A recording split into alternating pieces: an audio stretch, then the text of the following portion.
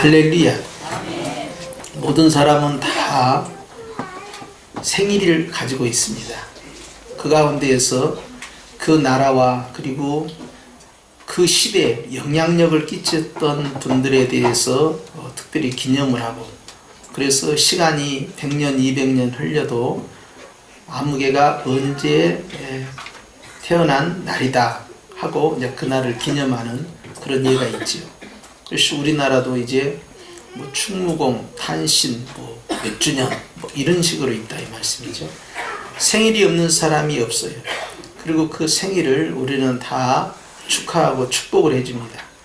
그럼에도 불구하고 예수님이 가지고 있는 생일이 의미가 무엇인가에 대해서 우리가 오늘 살펴볼 이유가 있습니다.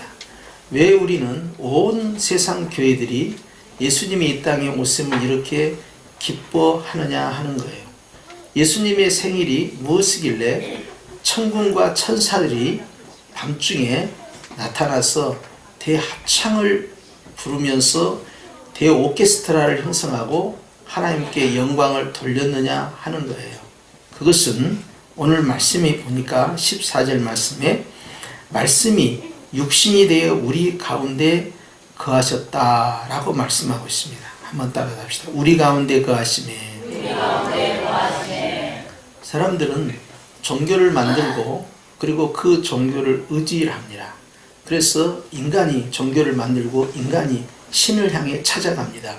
그런데 하나님께서는요, 그렇게 우리에게 다가오지 않아요.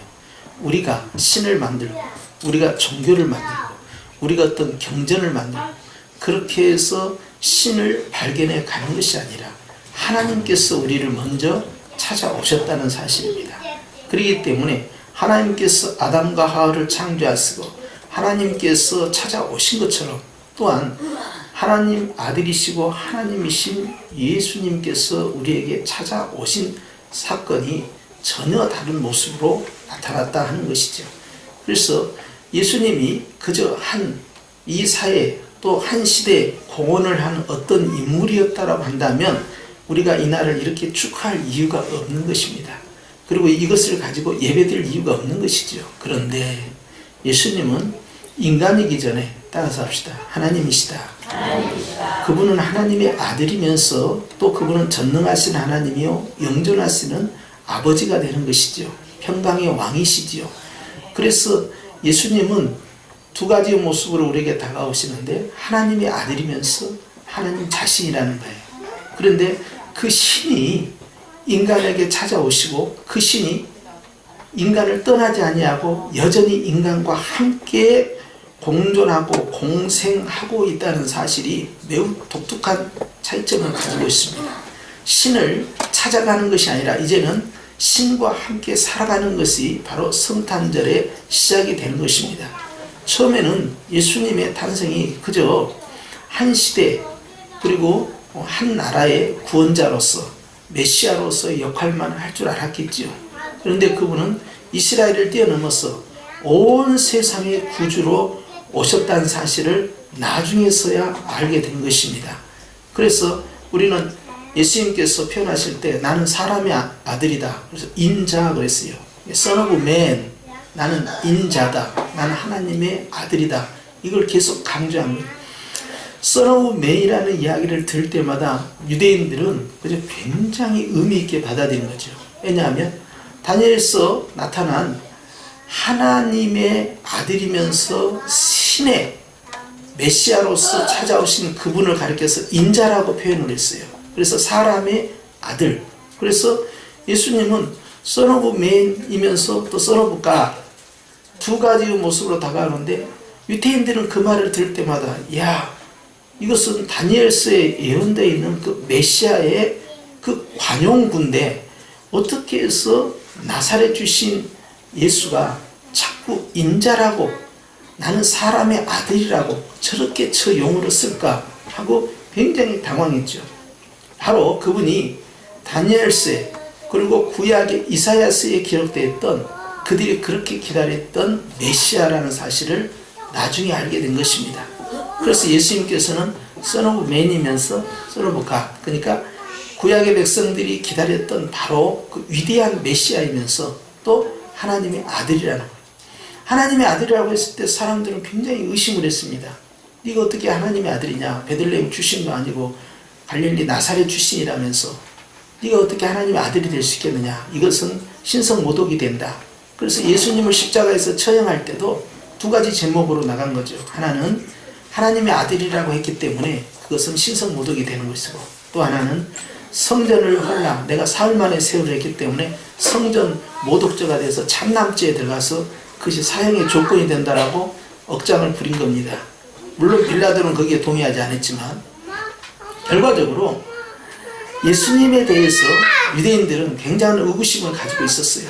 그런데 오늘 본문 말씀을 보니까 예수님은 어떻게 오셨느냐 하니까 말씀이셨는데 그 말씀이 육신을 입고 이 땅에 오셨다라고 말씀하는데, 이 말을 들을 때 우리는 항상 창세기 1장으로 돌아갑니다.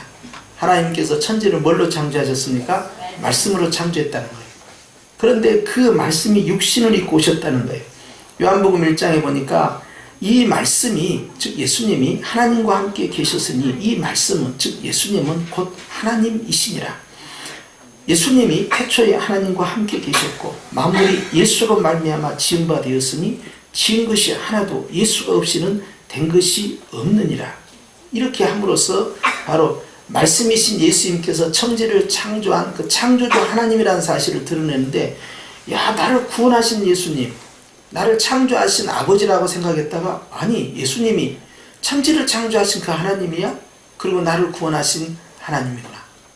예수님은 하나님의 아들이면서 바로 하나님이셨구나 하는 예수님에 대해서 사도 요한은 정확하게 지적을 하고 있습니다.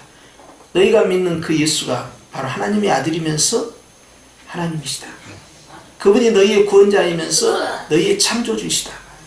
그리고 이제 그분이 Son of Man, 다니엘서에 기록된 그 메시아이면서 Son of God, 바로 하나님 자신이다 라는 걸 계속 강조하는 겁니다. 그러면서 그분이 오심이 바로 우리 가운데 거하셨다라고 함으로써 임마누엘을 선포해버린 거예요. 신이 인간을 더 이상 떠나지 않는다는 사실입니다. 인간이 신을 찾아갈 필요가 없다는 거예요. 예수님께서는 이렇게 말씀했죠. 나로 말미암지 않고는 아버지께 올 자가 없다라는 거예요. 왜냐하면 예수님 자신이 길이 되고 진리가 되고 생명이 되기 때문에 예수님을 통해서 아버지를 볼 수 있다라고 말씀하고 계신 것입니다. 그러니까 신을 이제 향해 나갈 그러한 사람들은요, 이제 다른 방법이 없어요. 유일한 방법은 딱 하나입니다. 예수님 안에 들어가면 거기에 하나님이 존재하시는 것이죠. 그런데 그 예수님께서 이 땅에 오심으로 말미암아 신이 인간과 함께하는 임마누엘이 시작이 되었다 하는 것인데, 우리는 그것을 따라서 합시다. 교회입니다. 그걸 교회라고 합니다. 한 번 더 따라서 합시다. 제가 교회입니다. 옆에 사람 보시면서 한번 축하해 주십시오. 제가 교회입니다. 이제는 하나님께서 교회에 나와 함께 하신다는 거예요. 다시는 떠나지 아니하시는 그런 놀라운 역사의 출발점이 바로 어디서 시작됐느냐? 성탄에서 시작되었다 하는 것입니다. 그러면서 주님께서는 그의 영광을 보니까 바로 아버지의 독생자의 영광이다라고 했어요. 이 독생자의 영광이라는 것은 하나밖에 없는 아들이라는 말로 해석될 수 있지만, 또 하나는 매우 독특하고 매우 특별하다는 의미를 이 속에 가지고 있습니다. 그래서 하나님의 가장 소중한 것, 하나님의 가장 특별한 것, 하나님의 최고의 귀한 보물이 바로 예수님인데, 바로 그분이 나타나셨다라고 말씀하는 거예요. 그리고 그분 안에는 은혜와 진리가 충만하다라고 말씀하고 있습니다. 그러면서 18절 다 함께 읽습니다. 시작. 본래 하나님을 본 사람이 없으되 아버지 품속에 있는 독생하신 무엇이 하나님이 나타나셨다 그랬어요. 여러분 14절 말씀에는 말씀이 육신이 되어 어디 가운데? 우리 가운데 거하셨는데, 이분이 어디서 오셨느냐 보니까 18절에 아버지의 품 속에 있는 독생하신 하나님이라는 거예요. 그러니까 하나님 아버지의 품 속에 있었던 그분, 그것은요, 하나님 아버지에게 있어서 매우 특별하고 매우 소중하고 가장 귀한 바로 그분, 바로 그분이 이제는 어디 오셨다? 우리 가운데 오셨으니 이제 그 예수님은 우리에게 있어서 매우 소중한 분이고 매우 특별한 분이고 가장 귀한 보물이 된다는 사실입니다. 할렐루야. 그래서 아버지의 가장 소중한 그분이 이제 나의 가장 소중한 바로 예수님으로 찾아오신 것이고, 그 예수님 안에 아버지의 모든 영광과 모든 존귀함이 다 들어있는데, 그 예수님께서 이제 나를 마치 우리가 하나님이 아닌데 마치 하나님의 그 영광과 존귀함이 충만한 것처럼 우리 안에 거하시고 있다는 거예요. 그러면 여러분, 이게 어떻게 된 것입니까? 나는 예수님을 보물 중에 보물로, 하나님 아버지의 가장 소중한 그 예수님을 나의 가장 소중한 예수님으로 받아들이고, 예수님께서는 아버지의 그 영광과 존귀함 속에 머무른 것처럼 이제는 나를 그와 같은 존재로 인정하시고 내 안에 거하고 있다 하는 것입니다. 그렇기 때문에 예수님께서 이 땅에 오실 때 사도 베드로는 고백하기를 주님으로부터 칭찬과 영광과 존귀가 너희에게 있다라고 베드로전서 1장에 선포했던 것입니다. 할렐루야. 그래서 이것이 굉장히 중요한 부분이라는 거예요. 하나님 아버지에게 그 소중했던 예수님께서 이제는 나를 소중히 여겨서 나에게 찾아오시고, 나는 그 예수님을 가장 귀한 나의 보물로, 가장 존귀한 선물로 내가 품고 영원토록 산다 하는 사실입니다. 이것은 주님께서 단순히 베들레헴 마국간에 오신 것으로 끝나는 사건이 아니라 그것은 여전히 진행형이 되어서 모든 시대, 모든 지역, 모든 사람에게 주님은 지금도 계속해서 성탄을 하고 계신다는 사실입니다. 그렇기 때문에 앞으로 태어날 다음 세대를 향하여서 주님은 또 그들의 마음을 주님께서 두드리시고 성탄하시게 되는 것입니다. 그래서 우리 모두의 성탄이고 우리 모두의 기쁨인데, 거기는 바로 아버지의 가장 소중한 그분이 그 신명 가운데 들어가시고 아버지의 그 존귀함과 같이 우리를 그렇게 귀하게 여기시고 찾아오시는 놀라운 은혜가 나타난다는 사실입니다. 여러분, 여기에서 우리는 이제 말씀 앞에 깊이 생각해야 할 깨달음이 있는 것입니다. 하나님께서 지금 어디에 계십니까? 여기 있다 저기 있다 할 수 없으니 하나님은 바로 어디 안에? 우리 안에 존재하신 거예요. 우리 안에 이제 우리 예수님께서요 내 안에 존재하시는데, 예수님께서 떠나시면서 예수님의 영이신 누구를 보내셨습니까? 성령 하나님을 보내셨어요. 그래서 성삼위 하나님이 함께 역사하는 사건이 바로 우리의 마음인데요.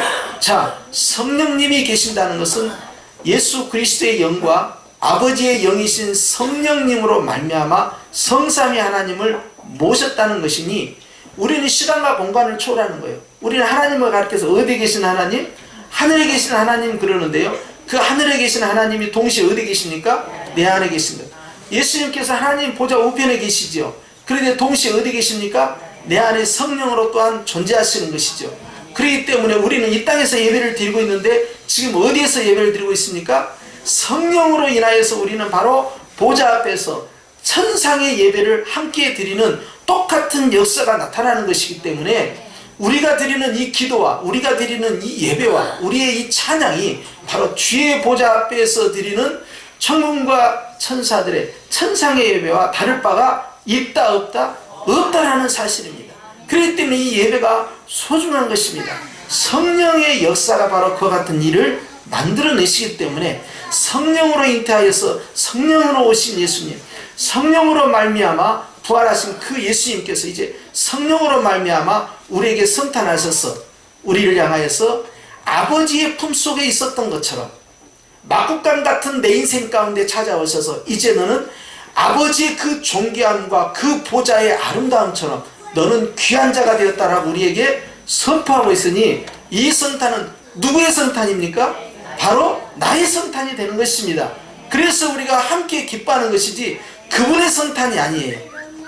할렐루야. 여기에서 우리는 말씀 앞에서 주님이 나를 얼마나 귀하게 여기시길래 마땅히 아버지의 품속에 계시야 아버지에게 가장 소중했던, 그리고 예수님에게 가장 소중한 것도 바로 아버지였건을 이제 주님이 우리에게 찾아오셔서 아버지와 똑같이 우리를 귀하게 여기시고 아버지께서는 예수님을 우리에게 흔쾌히 내어주셨다는 사실입니다. 그런데 예수님께서 오실 때 어떤 모습으로 왔어요?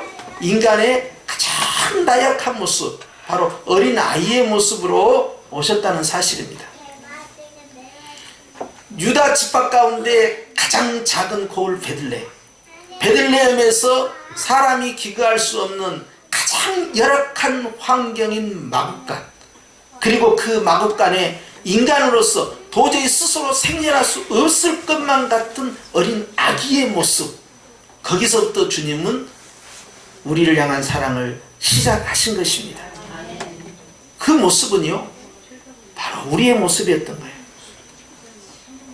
사도 바울은 고백하기를 우리는 만물의 찌꺼기와 같은 취급을 받았고 지혜롭다 하는 자들에게 우리는 어리석은 자요 미련한 자요, 강하고 똑똑하고 부유한 자들에게 우리는 한없이 연약한 자들이었지만 하나님께서 예수 그리스도의 십자가의 복음을 통하여 우리를 구원해 내셨다는 거예요. 베들레헴보다 더 약한 우리의 삶, 마국간보다 더 열악한 우리의 심령, 그럼에도 불구하고 주님의 사랑은 이새의 줄기에서 작은 한 싹이 나타나서 큰 결실, 열매를 맺은 것처럼 아기 예수님의 그 작은 연약한 모습 가운데서 우리에게 하늘의 영광을 채우기 위한 주님의 역사는 시작이 된 것입니다. 그래서 인류의 희망이 어디 있느냐? 그것은 바로 예수님에게 있는 것이고, 인류의 희망이 어디 있느냐 하면 그 예수님을 모시고 있는 교회에 있는 것이고, 그래서 걸어다니는 교회, 움직이는 교회, 살아있는 교회인 바로 우리가 예수님이 내 안에, 내 중심에 거하고 계심에 우리는 하나님 앞에서 세상을 향하여 빛과 소금이라는 희망을 노래할 수 있는 것이고, 바로 우리를 통하여 주님께서는 세상에 생명의 빛을 발산하기를 원하고 계시니, 베들레헴의 첫 번째 크리스마스는 오늘 이 시간에도 여전히 유효하고 여전히 진행되어서 첫 번째 크리스마스와 같은 역사가 매번 매 시간 이 땅에서 나타나는 겁니다. 그래서 지금도 성탄을 기다리고 있는 많은 영혼들이 있고, 그리고 주님께서 성탄하기를 원하시는 수많은 베들레헴과 수많은 마국간, 수많은 심령들을 주님은 찾아가고 계시니, 바로 그 일을 바로 이미 성탄한 우리에게 맡기신 것입니다. 우리가 바로 이 사명을 잘 감당하면 우리만의 기쁨이 아니라 바로 이 세상에 하나님의 기뻐하심 입은 모든 사람에게 미칠 바로 하늘의 평화가 나타날 줄로 믿습니다. 그 사명 앞에서 우리 교회가, 우리 성현교회가 더욱더 주님을 기쁘시게 하는, 그리고 하나님을 기쁘시게 할 수많은 영혼들을 향하여서 성탄의 복음을 전하는 저와 여러분이 되기를 주의 이름으로 축원합니다. 함께 기도합니다. 하나님 아버지 감사합니다.